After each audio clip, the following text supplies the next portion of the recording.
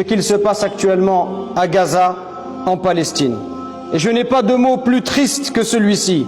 Dois-je utiliser le terme catastrophe? Dois-je parler de désastre, de massacre ou de malheur? La réalité est plus effroyable et plus horrible que tous ces mots.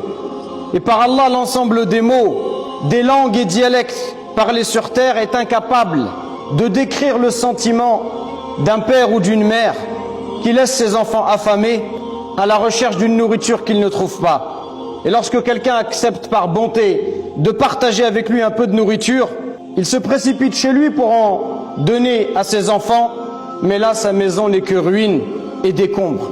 Il jette alors la nourriture qu'il a dans sa main pour creuser avec ses ongles dans l'espoir de retrouver un de ses enfants vivants.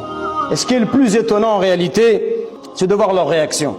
De voir la réaction de nos frères et sœurs gazaouis qui sont patients, résistants, résilients, avec l'espoir de bénéficier de la récompense divine. Ils agréent et se soumettent à la volonté d'Allah et ne font preuve ni d'hostilité ni d'impatience face au décret divin.